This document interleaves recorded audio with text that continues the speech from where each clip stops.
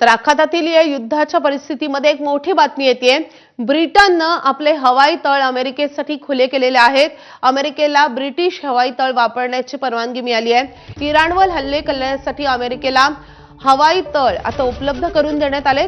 British हवाई तळ अमेरिकेला दिल्यामुळे इराण आता संतप्त झालाय।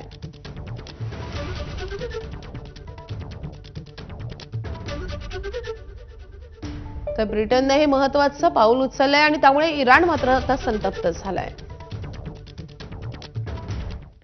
इराणनं आता ब्रिटनच्याही लष्करी तळांवर मारा सुरू केलाय। दिएगो गार्शियामधल्या ब्रिटिश तळांवर इराणनं क्षेपणास्त्रांनी हल्ले केले। दिएगो गार्शियामधल्या अमेरिकेच्याही तळांना आता इराणनं लक्ष्य केलंय।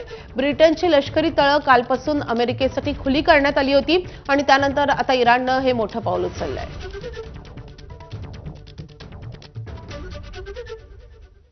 तर ग्रेट ब्रिटननं त्यांची तळं अमेरिकेसाठी खुली केली आहेत। हे तळ नेमके कुठले आहेत हे स्पष्ट नाहीये, मात्र ब्रिटिशांचं आखातातील तळ नेमकं कुठलं हे ग्राफिक्सच्या माध्यमातून पाहूयात। तर ओमानमध्ये डुकुम बंदर आहे। नौदलाचं हवाई आणि लष्करी सामग्रीचं हे महत्त्वाचं तळ आहे। तर ब्रिटिशांचे महत्त्वाचे तळ आपण पाहतोय बहरीनमध्ये मीना सलमान तळ आहे। जलसुरुंग विरोधी नौकांचा हे महत्त्वाचा तळ आहे। यूएई मध्ये अल मिनदाह हे हवाई तळ आहे। महत्त्वाचं हवाई हब म्हणून त्याला ओळखलं जातं। तर कतारमध्येही ब्रिटिशांचं एक तळ आहे। अल उदैद असं त्याचं नाव आहे। हे हवाई तळ आहे। लढाऊ विमानांचं तळ आहे।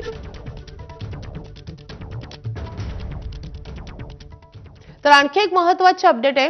अमेरिकेवर इराणवरचं तेल निर्बंध हटवण्याची नामुष्की आली आहे। 19 एप्रिलपर्यंत इराणचं तेल घेण्यास ग्राहक देशांना मुभा देण्यात आली आहे। तेलाचा जागतिक पुरवठा सुरळीत ठेवण्यासाठी अमेरिकेनं हा महत्त्वाचा निर्णय घेतलाय।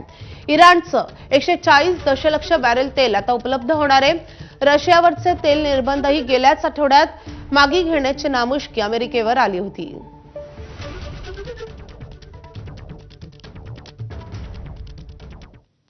तर आखातातील युद्धाचा भारतातील कूलर व्यवसायावरही विपरीत परिणाम झालाय। नागपूरसह मध्य भारतातून आखाती देशांमध्ये होणारी कूलरची निर्यात